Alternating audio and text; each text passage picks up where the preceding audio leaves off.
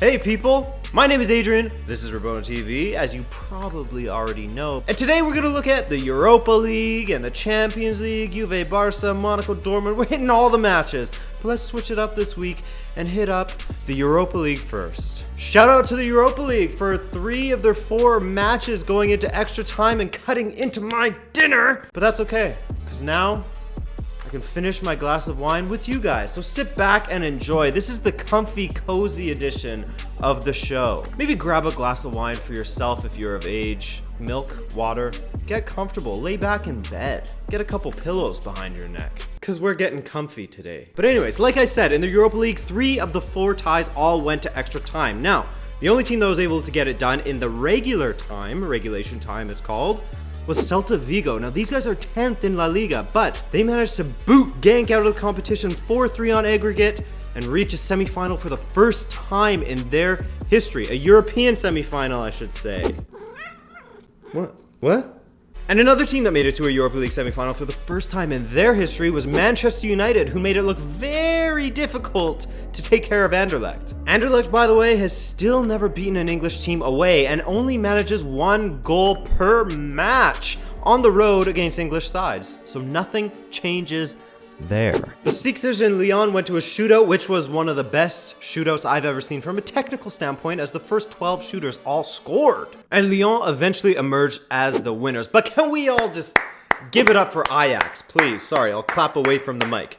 Everybody, are you clapping? Give it up for Ajax, okay? Now this is a team that relies heavily on their youth academy, their world famous youth academy. But did you know that the average age of their current first team is only 21.48 years of age? That's crazy. So this match was epic. Well, if you're an Ajax fan.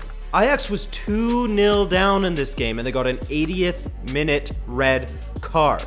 So, tied on aggregate, they went to extra time. Went down a further 2 goals, so they were 3-0. That was not a 3, that was like a 4. 3-0 down in extra time, but Ajax, with the resolve that they have, in the second half of extra time scored 2 goals to win the tie 4-3 on aggregate. One of those goals was in the 120th minute, which we all know is the last minute of extra time. That is amazing if you ask me. Stunning, to say the least. And speaking of stunning, let's talk Juventus. Prior to this match, Barcelona had scored at least 3 goals in their last 8 home CL games. Well, that changed drastically, probably thanks to a Juventus defense who now hasn't conceded in around 530 minutes and are still unbeaten away in the Champions League. And that's why Barcelona only managed 1 shot on target versus Juventus in this match. That's a feat that they haven't achieved, if you want to call it a feat. I guess it's a failure, since the 2009-2010 Champions League season. And Juve is now only one of 3 teams that have completely shut out Barcelona in a tie. The first one being United in 2008, the second Bayern in 2013.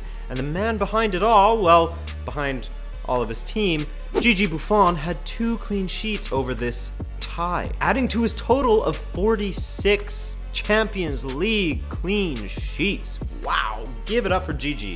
There's a lot of giving it up in this episode. I'm sorry. And apparent Arsenal target, though who knows what the is going on in the Arsenal boardroom these days.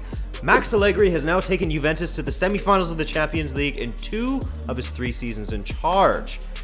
Pretty impressive given that before he was in charge, they hadn't made it to the semifinals in 12 years. Juve are still my favorites to win it all, as I can't see any team left in the competition being able to break down that defense. If Barcelona can't do it, maybe Monaco can do it, but even then, they might be able to score goals, but then can they handle Juventus's attack coming the other direction? I don't know. I mean, maybe Real could, but we'll get to them later. Let's keep on the topic of Monaco right now. They are the first French club to make the semifinals since 2010, and thanks in large part to their absolute lethalness in front of goal. So let's look at that first. Falcao in UEFA competitions may have one, if not the best scoring record. 45 goals in 50 games. And my boy, Kylian Mbappe, is the first player ever to score in his first 4 Champions League knockout games, and he is already the 7th highest French goal scorer in the UCL knockout rounds. Also, Monaco are the first club ever to score 3 goals in 4 consecutive knockout games. And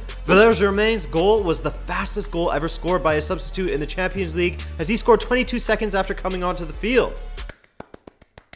Great job, pal. So we waved goodbye to Dortmund, who had a tough time in these last couple of weeks, but we also waved goodbye to Bayern. For the first time since 2009, no German club has made it to the UCL semi-finals. And for the first time probably ever, a player scored 2 offside goals in extra time and both of them stood.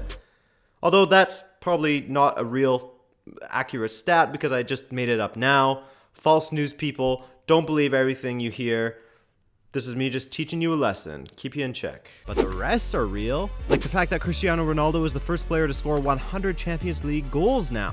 And he's also top scorer at the Bernabeu with 211 goals, one more than Alfredo Di Stefano managed to score in the hallowed stadium. All those goals, offside or not, helped Real become the first team to qualify for 7 consecutive Champions League semi-finals. And Ronaldo may grab all the headlines, but without Marcelo, who was my personal pick for the player of the round, legs, tie.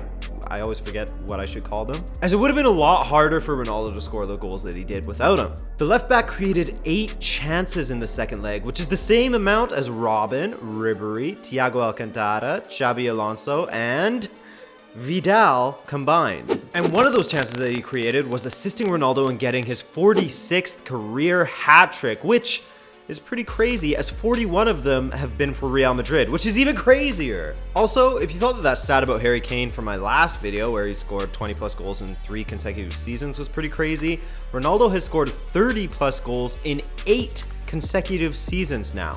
And finally, my opinion on these 2 legs, offside goals and referee shenanigans aside, I still think that Real Madrid deserve to go through, just edging this tie though, as I think that the aggregate score as it stands flatters them a lot. And the main thing that I pulled from this tie was that I think that video assistant refereeing needs to be implemented sooner rather than later. Now bear with me, just think of all the resistance there was to goal line technology when it first started to come about.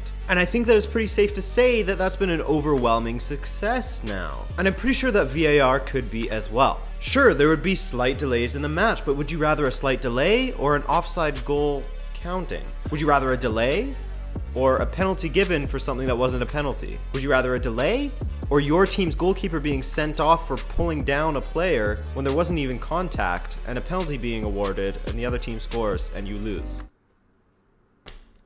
I think I'd rather have a slight delay than have all that happen. Anyway, moving on. Now to one of the more forgettable routine ties of the tournament, I'm sorry to say, Leicester vs Atletico, which again, I couldn't really dig up too much besides the fact that Jamie Vardy is the first Englishman to score in a quarterfinal since Frank Lampard in 2012, and that Leicester have been eliminated by Atletico Madrid in 3 of 4 European competitions that they have appeared in, which is pretty crazy because they rarely appear in them. The 61-62 Cup Winners' Cup, the 97-98 UEFA Cup, and now the 2016-17 Champions League. And that, my friends, will just about do it for this video. As always, I appreciate you so much for watching.